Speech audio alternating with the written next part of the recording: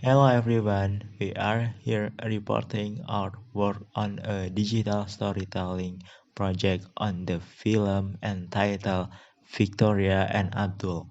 We base our storytelling on an analysis on the film by Ruth Five, Welker of Missouri State University in the Journal of Intergeneration Relationship Volume 60, number 4.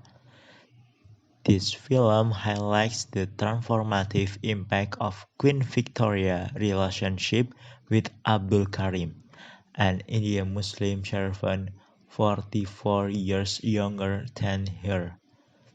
Queen Victoria is played by Judi Dench, while Abdul Karim is played by Ali Fasal, a Muslim actor from India, directed by Stephen Frears and written by LeeHall. The film is based on the book The True Story of the Queen's Closest Confidant by Shrabani Basu in 2017, which was written after a thorough investigation of journals, diaries, interviews with descendants, and other historical documents housed in the Royal Archive. Although based on a well-researched book, the film admits at the opening of the film that is based on true events mostly, acknowledging the liberties that are often taken when his story is told through a Hollywood lens. Abdul won the attention and favor of the Queen when he kissed her feet while working as a waiter during the Queen's Golden Jubilee in 1887. She noted to other members of her household that she found him handsome, and he was quickly promoted through the ranks from his initial beginnings at the bottom of the household staff hierarchy. The age, gender, class, and cultural differences between Queen Victoria and Abdul served to draw them together rather than keep them apart, much to the chagrin of the royal family and household. Both characters saw the other as more than their respective position, although he held her in the highest esteem as Empress of India. He didn't allow his reverence to lead to the condescension regularly exhibited by members of the royal family and household. In return, she viewed and treated Abdul as more than a lower-class Muslim servant from India.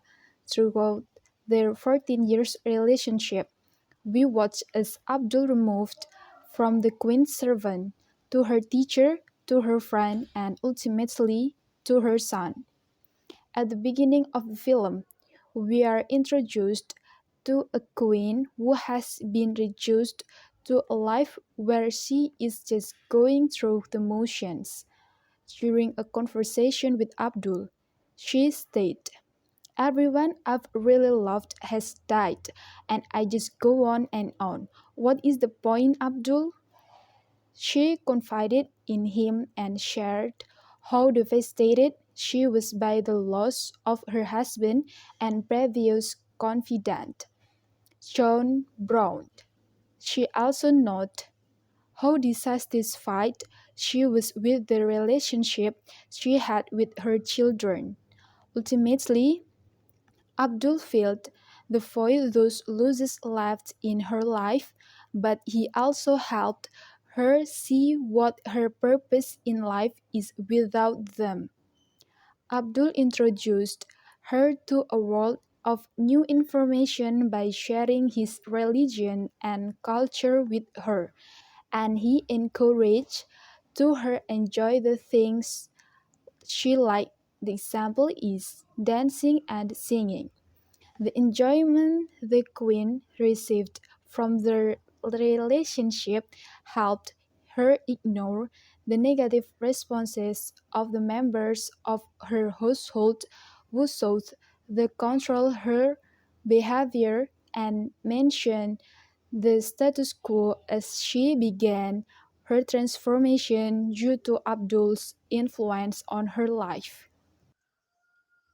Both characters were shown to differ from the age-related expectations associated with their respective age. Although older adults are typically viewed as wise, Abdul's role as the Queen's spiritual teacher, her Munsi, demonstrated that she viewed him as a valuable source of knowledge even though he was a young adult. He taught her Urdu as well as teaching from the Quran. The Queen also bucked age-related stereotypes by demonstrating that as an older adult, she could not only continue to learn new information, but that she was more accepting of cultural, racial, and class difference than the younger members of her family and household. This was a departure from the negative age-related stereotypes Queen Victoria that was shown to embody at the beginning of the film prior to her relationship with Abdul. Both Victoria and Abdul resist accusation from the royal family and household regarding their relationship.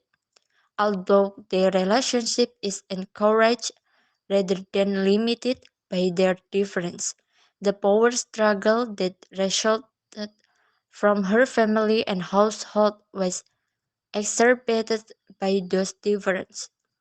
As their relationship developed and Abdul is given more responsibility and prestige, there was increased tension between the Queen and those closest to her, AG, son, Prime Minister position, and household staff.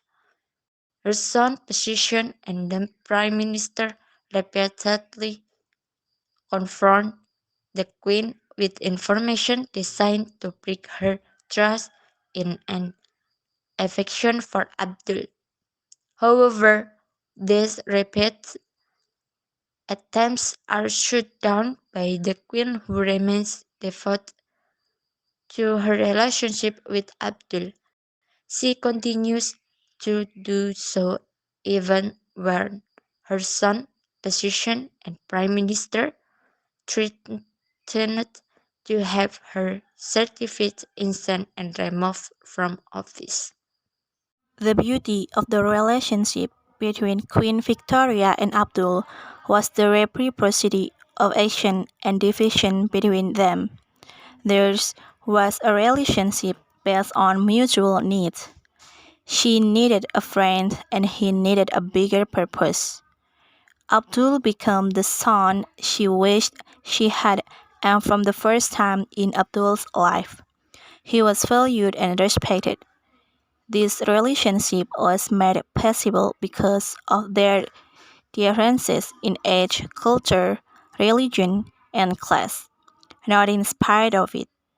From Abdul's character, we learn about pride, survival, and gentleness. While being in a foreign country with different people and culture, Abdul is able to maintain their identity and values as an Indian Muslim man.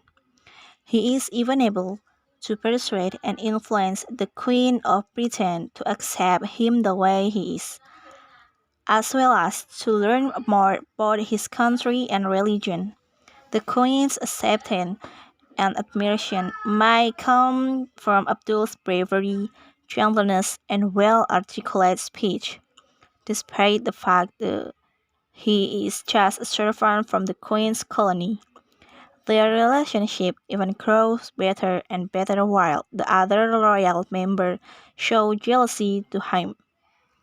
as depicted in the film, Abdul does what the Quran says. يا أيها الذين آمنوا اركعوا واسجدوا واعبدوا ربكم وافعلوا الخير لعلكم تفلحون. Oh, you who have believed, bow and prostrate and worship your Lord and do good, that you may succeed. Surah number 22 Al-Hajj, or the Pilgrimage, verse 77. This verse teaches us how doing good deeds or kindness equals worshipping God Himself. There are more than 200 verses in the Quran stating God's command of good deeds. Inspired by Abdul Karim's character in the film, we believe that we must be proud of our identities as a Muslim. However, we must show this pride in a gentle way, without demeaning from other religions and backgrounds. As shown in the film, although he is in a foreign country of a non-Muslim, he is able to keep his faith and even influence the queen to correctly understand Islam. The Muslim and the Indians in the film, he may be accepted by the queen alone, but it is enough to pierce the person who has the power in the empire to show the beauty of Islam to non-Muslims.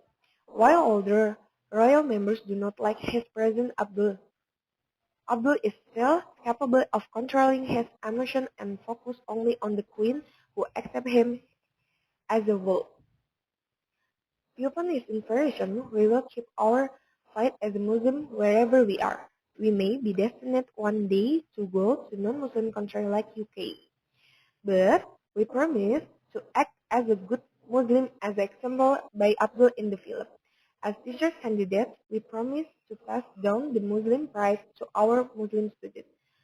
As for non-Muslim students, we will show our respect to them and their religion's belief. In terms of teaching and caring, we put them all Muslim and non-Muslim students equally without discrimination. That's enough from us. I, as representative of Group 4, say thank you very much to Mr. Fikri as a researcher and Mom Lulot as a supervisor for guiding us from the beginning to the end of the research. See you soon.